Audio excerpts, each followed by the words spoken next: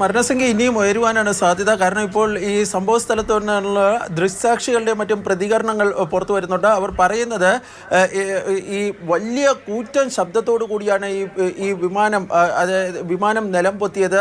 അതിന് വലിയ ശബ്ദം കേട്ടിരുന്നു. അതിനുശേഷമാണ് ഈ വിമാനം നിലം പൊത്തിയത്. തുടർന്ന് ഈ പ്രാദേശിക ഈ പരിസര പ്രദേശങ്ങളിലും മറ്റും താമസിക്കുന്നവരും മറ്റും ആ സംഭവ സ്ഥലത്തേക്ക് എത്തുകയായിരുന്നു. അവിടെ എത്തിയതിന് ശേഷം അവർ കണ്ടത് ഈ വിമാനം ചിന്നിച്ചിതറിക്കിടക്കുന്നതും അതുപോലെ തന്നെ മൃതദേഹങ്ങളുമൊക്കെ ചിന്നിച്ചിതറിക്കിടക്കുന്ന ദൃശ്യങ്ങളാണ് തങ്ങൾക്ക് കാണാൻ വേണ്ടി കഴിഞ്ഞതെന്നാണ് ഈ സംഭവ സ്ഥലത്ത് ആദ്യം എത്തിയ ദൃക്സാക്ഷികളൊക്കെ ഇപ്പോൾ പറയുന്നത്. സ്വാഭാവികമായും നേരത്തെ അഭിലാഷ് പറഞ്ഞതുപോലെ തന്നെ ഈ എയർ ഇന്ത്യ ഈ യാത്രക്കാരുടെ വിവരങ്ങൾ പുറത്തുവിട്ടിട്ടുണ്ട്. അതിൽ തന്നെ മൊത്തം കണക്കെടുത്ത് വെച്ച് നോക്കുകയാണെങ്കിൽ 240-ലധികം പേർ, അതായത് വിമാന ജീവനക്കാരുൾപ്പെടെ 240-ലധികം പേർ ആ വിമാനത്തിലുണ്ടായിരുന്നു. അതുകൊണ്ട് തന്നെ സ്വാഭാവികമായും ഈ മരണസംഖ്യ ഇനിയും ഉയരുവാനാണ് സാധ്യത. ഈ പരിക്കേറ്റവരെ മറ്റും ഈ അഹമ്മദാബാദിലെ ആശുപത്രികളിലേക്കാണ് മാറ്റിയിരിക്കുന്നത്. ഇന്ന് ഉച്ചയ്ക്ക് 1:38 അഹമ്മദാബാദ് വിമാനത്താവളത്തിൽ നിന്ന് ഈ വിമാനം പൊങ്ങുന്നത്. ആ പൊങ്ങി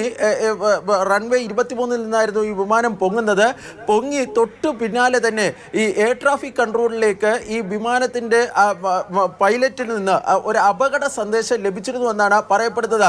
അതിനുശേഷം ഈ ATCക്ക് ഈ വിമാനവുമായി ബന്ധപ്പെടാൻ വേണ്ടി കഴിഞ്ഞിട്ടില്ല എന്നാണ് ഇപ്പോൾ പ്രാഥമികമായി ലഭിക്കുന്ന വിവരം. അതായത് ഈ ഗുജറാത്ത് വിമാനത്താവള അധികൃതരിൽ നിന്നും മറ്റും ലഭിക്കുന്ന വിവരമനുസരിച്ച് ഈ ATC എയർ ട്രാഫിക് കൺട്രോൾ ഈ വിമാനത്തിലെ പൈലറ്റുമായി ബന്ധപ്പെടാൻ വേണ്ടി ശ്രമിച്ചിരുന്നു. പക്ഷേ അതിന് സാധിച്ചില്ല. അതിനിടയിൽ തന്നെ ഈ അപകടം ഉണ്ടായിരിക്കുന്നു എന്ന കാര്യമാണ് ഇപ്പോൾ പുറത്തു വരുന്നത്.